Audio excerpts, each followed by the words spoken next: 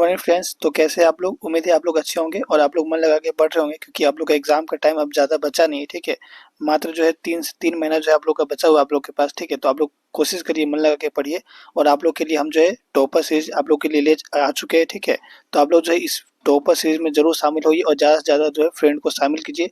और उम्मीद है, ठीक है, आप लोग जो है इस टॉपर सीरीज को आप लोग है ना कंटिन्यू देख रहे होंगे। ठीक है, क्योंकि एग्जाम में जो है लगभग क्वेश्चन इसी से बनने वाला है। ठीक है, तो आप लोग जो है इस वीडियो को जरूर देखिएगा। ठीक है, और काफ़ी जो है अच्छी तरीके से जो आप लोगों को समझाया भी जाएगा हर एक क्वेश्चन को। ठीक है, और चलिए स्टार्ट करते हैं। तो चलिए एसएसटी का जो है आप लोग का यहाँ पे ये जो है आप लोग का हिस्ट्री, ज्योग्राफी, सिविक्स, इकोनॉमिक सब कुछ मिक्स है इसमें। ठीक है, और वेरी वेरी इंपॉर्टेंट क्वेश्चन है। और ठीक है, ये आपका एमसीक्यू नहीं है, ये आपका लघु उत्तरीय क्वेश्चन है। ठीक है, जो कि 2 मार्क्स में एग्जाम में आने वाला क्वेश्चन। ठीक है, 2 मार्क्स में एग्जाम में आएगा तो क्वेश्चन इसी से आएगा। ठीक है, काफी इंपॉर्टेंट क्वेश्चन लिया गया। तो चलिए आप लोग जो है वीडियो को एंड तक देखिएगा। ठीक है, और आप लोग इसको नोट्स बना लीजिएगा। ठीक है, पहला क्वेश्चन जो है आप लोग का है यहाँ पे क्या, औद्योगिक क्रांति जो है सर्वप्रथम सर्वप्रथम कब और कहाँ प्रारंभ हुआ? ठीक है, औद्योगिक क्रांति, चूंकि औद्योगिक क्रांति आप लोगों को पता है औद्योगिक क्रांति क्या होता है। अच्छा, ये सर्वप्रथम, ठीक है, पहले तो आप समझिए कि औद्योगिक क्रांति कब से कब तक आया था। ठीक है, तो ये ठीक है 1700 जो है 60 से आया था 1840 के बीच में। ठीक है, 1760 से लेकर के 1840 के बीच में जो है औद्योगिक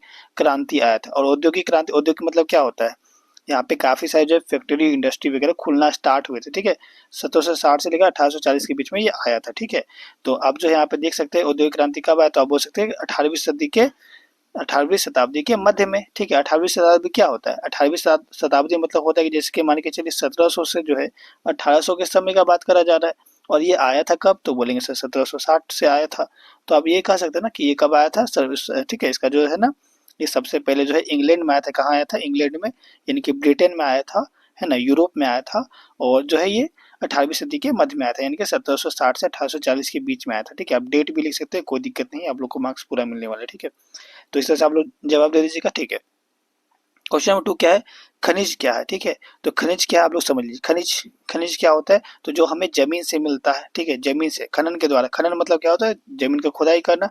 ठीक है, तो खनिज से जो मतलब जमीन से जो हमें मिलता है, खनन के द्वारा जो हमें प्राप्त होता है। ठीक है, यानी कि भूमि के अंदर से जो हमें प्राप्त होता है उसे ही क्या कहा जाता है, खनिज कहा जाता है। तो इसका उत्तर देख लीजिए, पृथ्वी के भूपर पट्टी के अंदर पाए जाने वाले महत्वपूर्ण तत्व जो हमारे लिए उपयोगी होता है उसे क्या कहा जाता है, खनिज कहा जाता है। जैसे कि कोयला जमीन के अंदर से मिलता है, पेट्रोलियम हो गया, यानी कि पेट्रोल डीजल जैसे बनता है। ठीक है, तो ये सब हमें जमीन के अंदर से मिलता है और सभी क्या है, बहुत ही महत्वपूर्ण तत्व है। ठीक है, जो कि भूपर्पटी यानी कि जमीन के अंदर में पाया जाता है। ठीक है, तो इसे ही क्या कहा जाता है, खनिज कहा जाता है। नंबर 3 क्या है, भारत में दलीय व्यवस्था किस प्रकार की? ठीक है, तो भारत में आप देखते हैं कैसा दल है यहाँ पे, तो आप लोग सिंपल से एक वर्ड में आंसर बताइएगा ये कैसा है। तो ये बहुदलीय शासन व्यवस्था है। कैसा दल है? भारत में बहुदलीय। ठीक है, यहाँ पे कोई एक दल नहीं है, यहाँ पे बहुदलीय। ठीक है, ना एक दल ना दो दलीय, यहाँ पे बहुदलीय, क्योंकि यहाँ पे भारत में बहुत सारे दल है। कितने हैं? बहुत सारे राजनीतिक दल है। ठीक है, दल मतलब क्या होता है, दल मतलब क्या होता है, दल मतलब होता है पार्टी। क्या होता है? पार्टी होता है। ठीक है, तो भारत में एक पार्टी नहीं है, जैसे बीजेपी, कांग्रेस, है ना, आप पार्टी, जेएमएम पार्टी। ठीक है, तो इस तरह से बहुत सारे पार्टी होते हैं। जैसे कि कहा जाए तो क्षेत्रीय दल होते हैं, और क्षेत्रीय दल से लेकर के राष्ट्रीय दल तक। ठीक है, क्षेत्रीय दल क्या होता है, जैसे किसी एक पर्टिकुलर क्षेत्र में, जैसे झारखंड मुक्ति मोर्चा क्या है, ये झारखंड के लिए है। और राष्ट्रीय दल क्या होता है, जैसे कि बीजेपी पार्टी, कांग्रेस पार्टी, ये सब राष्ट्र के लिए होता है। ठीक है, तो ये सब जो है आप लोग देख रहे हैं, इन दोनों के बीच में जो बहुत सारे दल होते हैं। ठीक है, तो हमारे भारत में बहुदलीय व्यवस्था है। क्वेश्चन नंबर 4 देख लीजिए क्या है, भारत में राजनीतिक दलों की संख्या कितनी है? ठीक है, तो अगर आपसे पूछा जाए कि कितने राजनीतिक दल है, कितनी राजनीतिक पार्टियां हमारे भारत में, तो आप बता सकते हैं कि 740 से भी ज्यादा है, यानी कि यहाँ पे बहुदल है ना। ठीक है, तो चलिए इस तरह से आप लोग देख लीजिएगा। ठीक है, एमसीक्यू में बनेगा तो आप लोग एमसीक्यू में भी जवाब दे सकते हैं, और लघु में बना तो लघु में, तो आप लोग को बताना ही है ये आंसर। ठीक है, चलिए आगे बात करते हैं। क्वेश्चन नंबर 5 क्या लिखिएगा, पशु में प्लेग की तरह फैलने वाली बीमारी को क्या कहते हैं? ठीक है, तो पशु में प्लेग की तरह जो बीमारी फैल रहा था उसे क्या कहा जाता है, रिंडर पेस्ट कहा जाता है। क्या कहा जाता है? Rinder paste. और रिंडर पेस्ट बीमारी ये आया कहाँ से था, तो बोलेंगे सर यूरोप से आया था। कहाँ से आया था? यूरोप। ठीक है, यानी कि जो ब्रिटेन वाले हैं। ठीक है, ये तो आपको पता है, चूंकि भारत को ये काफी लूट के चले गए यहाँ से। ठीक है, भारत को तो बर्बाद किया ही। आप लोग यहाँ पे देखते हैं कि जो है ये रिंडर पेस्ट अब कब आया था, आप लोग ये भी क्वेश्चन बनता है। तो 1800 कब आया था, 1880 में आया था रिंडर पेस्ट बीमारी। ठीक है, किसने लाया था, तो बोलेंगे सर यूरोप ने लाया था। ठीक है, आप लोग को पहले पता होगा ये कहाँ पे आया, बताइएगा। ये जो रिंडर पेस्ट बीमारी वो कहाँ पे आया, तो अफ्रीका में आया। कहाँ पे आया है? अफ्रीका में आया। ठीक है, अफ्रीका में आया है। ठीक है, और अफ्रीका के जो लोग थे वो काफी समृद्ध थे। ठीक है, काफी उनके पास जमीन था। ठीक है, तो काफी जो है वो खुशहाल उनका जीवन चल रहा था, ठीक है। तो यूरोप का जो उस पर नजर पड़ता है और यूरोप क्या करता है 1880 में यहाँ पे क्या लाता है, रिंडरपेस्ट नाम का एक बीमारी फैला देता है, ठीक है। क्योंकि चूंकि जो अफ्रीका के जो लोग थे वो क्या करते थे, वो पशु पालन करते थे और कृषि मतलब खेती करते थे, ठीक है। वो मजदूरी नहीं करा करते थे, ठीक है। इसीलिए जो है यहाँ पे ये क्या किए, ठीक है, यूरोप के जो लोग हैं वो है ना अफ्रीका में एक पशु में ही एक बीमारी फैला दी जिसका नाम था रिंडरपेस्ट, ठीक है। अब इसे चूंकि पशु में बीमारी फैल गया कि अब देखते हैं यहाँ पे जो है 90% से ज्यादा जो पशु है उनकी क्या हो जाती है, मृत्यु हो जाती है, ठीक है। तो जब पशु का मृत्यु हो गया, ठीक है, तो अब यहाँ पे देखते हैं कि जो है इनका जो जीवन होता है वो काफी खराब हो जाता है और ये अब मजदूरी करने में विवश हो जाते हैं, ठीक है। तो इस तरह से जो है यूरोप ने जो है अफ्रीका को भी बर्बाद किया है, ठीक है। क्वेश्चन सी देखिए क्या है यहाँ पे, भाप इंजन का जो है आविष्कार किसने किया था, ठीक है। तो काफी इंपॉर्टेंट क्वेश्चन है। तो यहाँ पे इसका कैसे जवाब दिया जाएगा, तो इसका आंसर लिखिएगा, ठीक है। ये चूंकि कॉमा नहीं होगा यहाँ पे एक ही होगा, ठीक है। भाप इंजन का जो आविष्कार है वो किसने किया था, थॉमस न्यूकोमेन ने। किसने किया था, थॉमस न्यूकोमेन ने, ठीक है। केवल जेम्स वाट भी आप लोगों को देखने को मिलता है, कभी थॉमस न्यूकोमेन भी देखने को मिलता है, ठीक है। तो आप लोग वहां पे कंफ्यूज मत होइएगा, ठीक है। बात करते हैं क्वेश्चन नंबर 7, देख लीजिए क्या है ना, मुद्रा को विनिमय का माध्यम क्यों कहा जाता है, ठीक है। क्योंकि अच्छा एक बात हमें बताइएगा, वस्तु विनिमय क्या होता है, विनिमय मतलब क्या होता है, विनिमय मतलब होता है क्या, बदला बदली, ठीक है। जैसे कि पहले था क्या था, पहले कौन सा प्रणाली चलता था, तो वस्तु विनिमय प्रणाली चलता था, क्या चाहिए चलता था, वस्तु विनिमय प्रणाली चलता था, ठीक है। बट वस्तु विनिमय प्रणाली में दोष क्या था, तो इसमें होता था कि जो है दोहरा संयोग करना पड़ता था, क्या करना पड़ता था, दोहरा संयोग करना पड़ता था, ठीक है। दोहरा संयोग मतलब कि वो जो भी चीज हमें चाहिए है ना वो अगले के पास होना चाहिए और अगला को भी जो मेरे पास जो वस्तु है वो उसको चाहिए हो। जैसे कि मान के चलिए कि आपके पास सेब है, क्या है आपके पास सेब है, ठीक है, और अगले के पास क्या है, केला है, क्या है, केला है, ठीक है। तो चूंकि आपके पास सेब है, आपको चाहिए मान लीजिए केला, ठीक है, आपको क्या चाहिए, केला चाहिए, और जिसके पास केला है उसको चाहिए सेब, तब जाकर के वस्तु विनिमय हो पाएगा। क्योंकि आप आपके पास सेब है, अगला को चीज चाहिए सेब, ठीक है, और आपको केला चाहिए तो अगला के पास केला तो वो आपको दे देगा, ठीक है। लेकिन मान के चलिए आपके पास सेब है और अगले के पास केला है और आपको केला लेना ही नहीं है, तो हो पाएगा यहाँ पे वस्तु विनिमय प्रणाली, नहीं हो पाएगा, ठीक है। तो इसलिए यहाँ पे समस्या था, तो इसलिए यहाँ पे क्या लाया गया, मुद्रा लाया गया, और मुद्रा लाने से क्या हुआ कि वस्तु विनिमय प्रणाली तो खत्म हुई बट विनिमय रह गया, क्या रह गया, विनिमय, ठीक है। मुद्रा को विनिमय कहा जाता है क्योंकि इसमें भी बदला बदली होता है।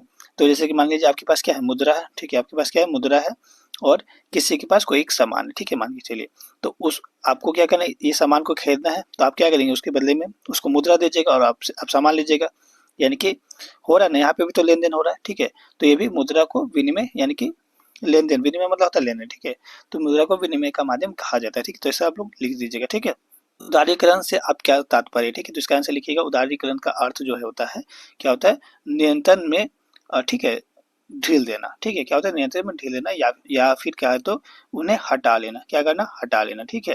तो जिससे क्या होता है, हमारे देश का जो आर्थिक विकास है वो बढ़ता है, ठीक है। जिसके मान के चलिए कि आप जो है कोई एक देश है जो कि आप चाहता है कि हम आपके देश में आके फैक्ट्री बैठा है, क्या बैठा है, फैक्ट्री बैठा है, ठीक है, ठीक है, हम आपके देश में फैक्ट्री बैठा है। तो एक समय ऐसा भी आया था कि जब हमारा जो सरकार है भारत का, वो बोला था कि हम जो है किसी दूसरे देश से फैक्ट्री अपने भारत में बैठने नहीं देंगे, ठीक है। तो ये हो गया क्या कि तो है ना पाबंदी लगा दिया, बट नियंत्रण मतलब क्या होता है कि उसमें अब ढील दे दिया जाएगा, ठीक है। उसमें क्या है, उदारीकरण मतलब होता है ढील देना, उदारीकरण मतलब क्या होता है, ढील दे देना, ठीक है। यानी कि अब जो है बाहर से आएगा फैक्ट्री बैठेगा, ठीक है। अच्छी फैक्ट्री बैठने से क्या फायदा होगा, ठीक है, भारत को, तो फैक्ट्री बैठने से होगा कि जैसे मान लीजिए वो फैक्ट्री बैठाया है तो वो टैक्स भरेगा, सरकार को क्या भरेगा, टैक्स भरेगा, ठीक है। प्लस जब फैक्ट्री बैठेगा तो मजदूर भी तो वहां पे जाएंगे, ठीक है, वहां तो मजदूर भी तो जाएंगे, ठीक है। तो रोजगार भी मिलेगा लोगों को रोजगार भी मिलेगा, ठीक है। तो काफी सारे फायदे हैं यहाँ पे, ठीक है। चलिए आगे बात करते हैं, नेक्स्ट क्वेश्चन नंबर 9 क्या है, आयात शुल्क से आप क्या समझते हैं, ठीक है। आयात मतलब होता है वस्तु का आना, आयात मतलब क्या होता है, वस्तु का आयात आना, ठीक है। तो यहाँ पे देखिएगा, इसका यहाँ पे क्या लिखा हुआ है, किसी देश की सीमा पर उस देश में आयात होने वाले वस्तु पर लगाए गए, ठीक है, लगाए जाने वाले शुल्क को आयात शुल्क कहा जाता है, ठीक है। मतलब मान लीजिए कोई एक देश है और यहाँ पे भी कोई एक देश है, ठीक है। तो मान लीजिए दूसरे देश से जो है भारत में कोई सामान आ रहा है, ठीक है, तो वस्तु किसी दूसरे देश से भारत में आ रहा है, ठीक है। तो जब दूसरा देश से भारत में आएगा तो यहाँ पे एक टैक्स लिया जाएगा, क्या लिया जाएगा, एक टैक्स लिया जाएगा, ठीक है, कि आप हमें ये टैक्स भरो तभी जो हम वस्तु को आने देंगे भारत में, ठीक है। तो इसे क्या कहा जाता है, आयात शुल्क कहा जाता है, ठीक है। चलिए अब आगे बात करते हैं नेक्स्ट क्वेश्चन नंबर 10 नंबर, ठीक है। भारत में प्रथम आधुनिक वस्त्र मिल कब और कहाँ स्थापित की गई थी, ठीक है। देखिएगा भारत में प्रथम आधुनिक वस्त्र मिल की स्थापना जो है कब हुई थी, 1818 में हुई थी। कहाँ पे, कोलकाता में, ठीक है। समीप, जो कि समीप कोर्ट है ना, ग्लास्टर में, ठीक है, की गई थी। बट ये सफल नहीं हुआ था, ये जो है सफल नहीं हुआ था, ठीक है। ये जो है सफल नहीं हुआ था। आप लोग से पूछा जाता है कि भारत में ऐसा कौन सबसे पहला मिल खुला था जो कि सफल नहीं हुआ था, तो बोले कि वो हमारे कोलकाता में खुला था वस्त्र मिल, ठीक है। कब खुला था, 1818 में, ठीक है। तो इसके बाद जो है जो सफल हुआ वो कब हुआ था, ठीक है। तो पहला सफल आधुनिक कारखाना जो है यहाँ पे, इनकी मिल जो है वो 1854 में खोला गया था। कहाँ पे खोला गया था, मुंबई में खोला गया था, ठीक है। जिसे कावसजी डाबर द्वारा खोला गया। और इसका पार्ट टू जो है, चूंकि पार्ट टू भी जो है आप लोग का यहाँ पे 2 मार्क्स का ही क्वेश्चन रहेगा, ठीक है। तो आप लोग जो है इस वीडियो में ज़्यादा से ज़्यादा जो है कमेंट करिए, लाइक करिए, ठीक है। टारगेट है कम से कम 30 लाइक होना चाहिए, ठीक है। तो जल्द जो है इसका पार्ट टू आएगा, ठीक है। जितना जल्दी आप लोग इस टारगेट को कंप्लीट करिएगा उतना जल्दी जो है आप लोग का पार्ट टू आने वाला है, ठीक है। तो चलिए जल्दी मिलते हैं नेक्स्ट में, तब तक जय हिंद जय भारत।